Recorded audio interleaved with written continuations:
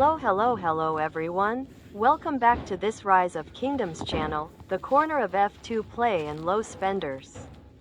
Today I'm here to bring you another great video. One of the most anticipated videos by all of my subscribers, the Companions of the Kingdom, and the entire Rise of Kingdoms community. The tier list of equipment and accessories.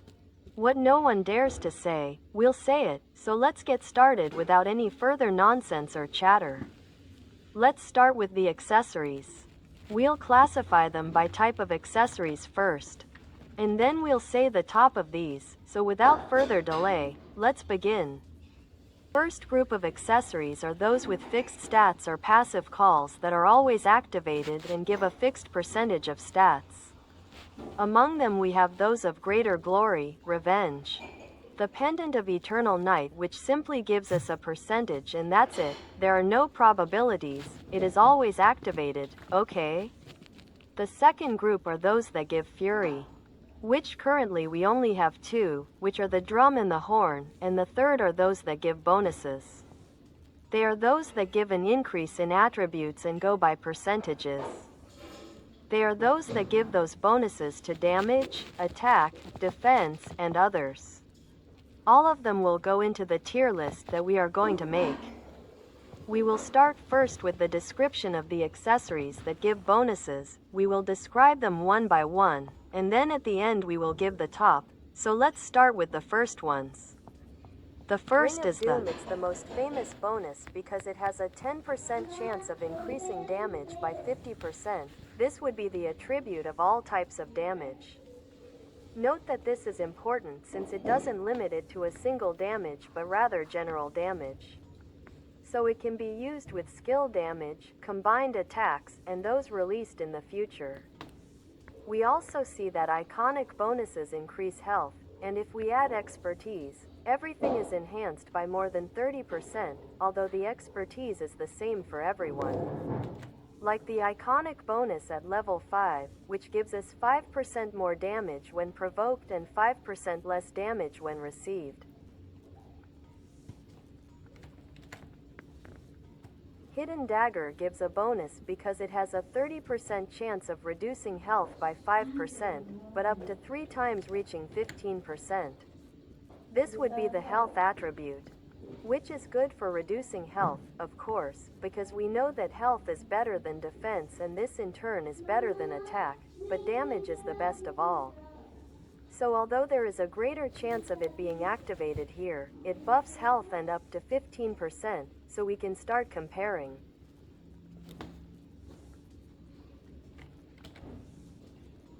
Mora's Net, it gives a defense and march speed bonus because it has a 30% chance of reducing defense by 4%, but up to 3 times reaching 12%. And reduces cavalry speed by 24%.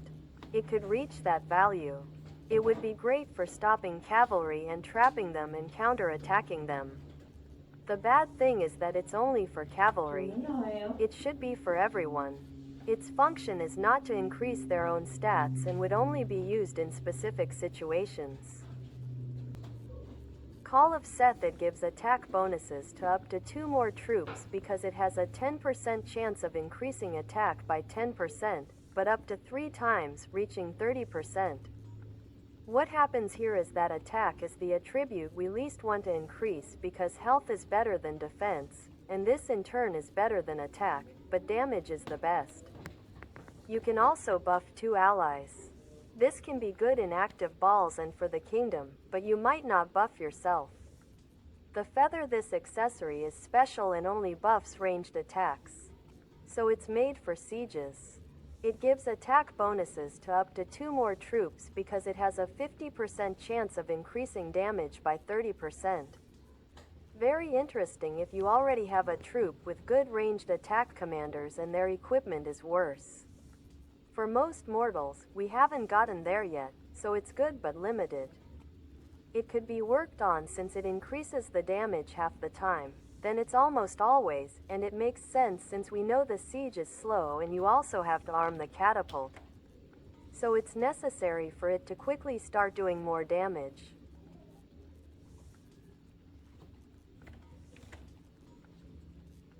The coin false is very bad. I'll say it right away because it doesn't increase in bonuses or percentages, but rather a fixed value of 500 damage. Which isn't much these days and will get less and less, so don't even raise it by the curves. Now let's move on to the second group, which are the ones that cause fury. In this one, we only have two. The first is the drum.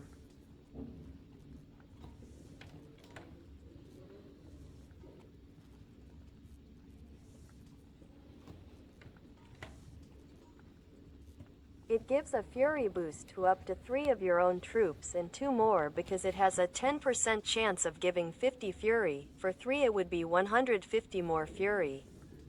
With fury we have a special case since although it doesn't give a percentage, the fury hasn't increased, that is, it remains at 1000 and that's why it would be good.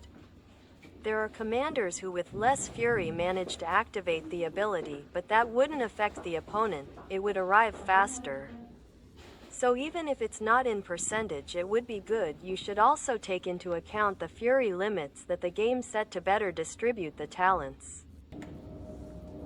It gives a fury boost because it has a 30% chance of giving 50 more fury, which is like the inverse of the drum since it gives less fury but can be activated 3 times faster by having 30% activation, which would be equivalent. The advantage is that if you give the fury to yourself, which you will take better advantage of in one-on-one combat and your kills. In these two, the drum and the horn could complement each other on the battlefield. If you have several marches, in some you carry the horn and in 1 or 2 the drum. Let's go with the last group of these accessories, which are those that have a fixed, stable buff and that always gives the same effect and is activated so we don't worry about the percentages.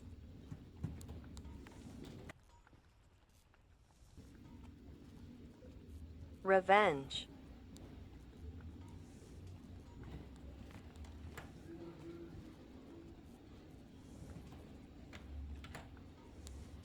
It gives 8% of counterattack. It will always give it. It would be very good for rallies and garrisons for the anti-swarm counter rallies for Attila and others. Eternal Night.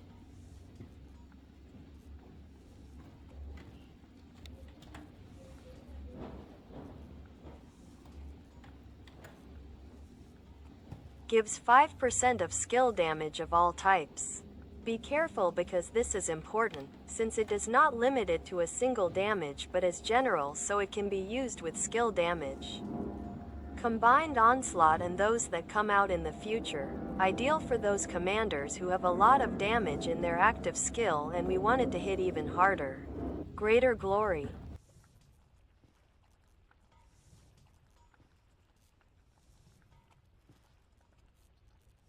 Gives 5% of normal damage of all types. Be careful because this is important, since it does not limit it to a single damage but is general so it can be used with skill damage. Combined attacks and those that come out in the future, ideal for those commanders who are more stats and hit a lot and do not need to have a good active ability.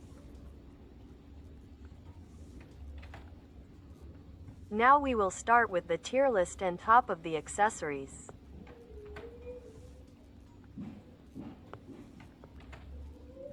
Last place. The table we have our school coin. Never do it if you have it false.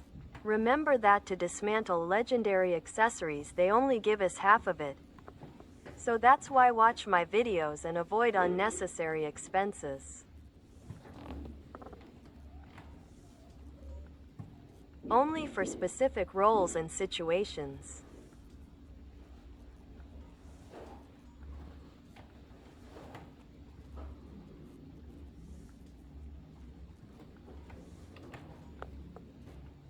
Greater Glory, Eternal Night, and Vengeance would only be for those cases where you have a specific role or have a special commander, like Pakal or Attila himself, in the case of anti-swarm rallies.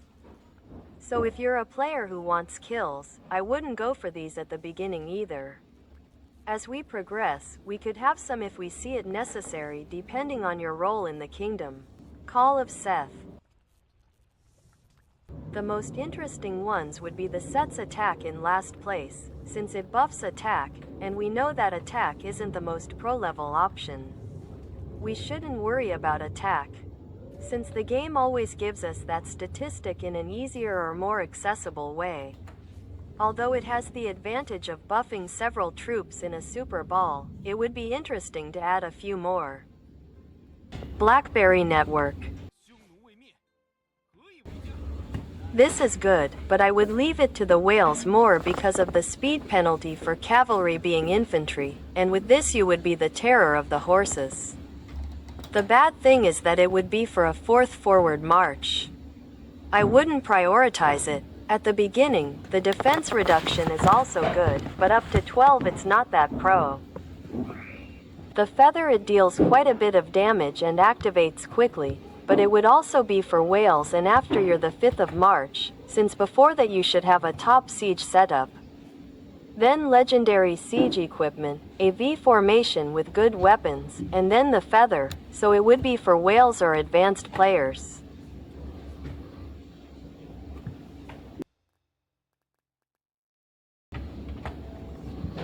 Top 4.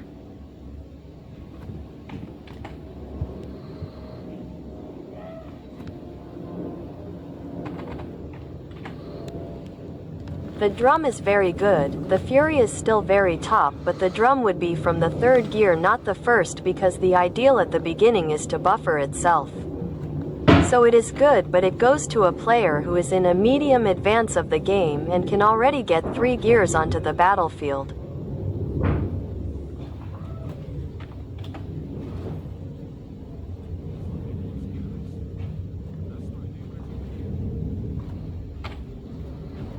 Top 3.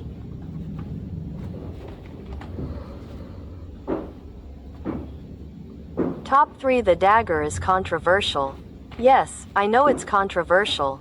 I'll leave the dagger here more because many have it. I don't, but for those who do, they should use it. That health reduction buff is good. It's a bit outdated, but there should always be at least one dagger in a 5-march team because of that reduction. Top 2. The Horn of Fury. Some will say it's controversial because they said it limits fury, but furies are still very important since fights are more micro now. And we need to be the first to activate the ability on the battlefield. That can be vital to winning or defeating the opponent. So, the first march should definitely have a horn, and in 5 marches, I'd say at least 3 horns should be available. Top 1. The School Coin. Ha ha ha, lies, no, don't mess that up, ha ha ha. The Ring of Doom is undoubtedly the top of the range accessories. No one argues with him. Whoever does it is a novice, ha ha ha. Snort, the damage, which is the most important thing, up to 50% is very broken. I would wear it with all my gears. Remember that there are 2 slots. One would hold my ring, and the other is where I can rotate, meaning all the gears, ring, 2 horns, a drum. And here I would start testing one with a Deja if I have a siege, a feather. If I have a Pakal, I could use a Vengeance or the Blackberry Net in one of the 7 gears. It would be interesting. Okay, guys, that was all for today.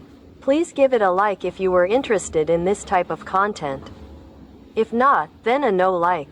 We won't get mad here. Subscribe. This will allow me to upload more content like this and continue here so you don't mess up so much.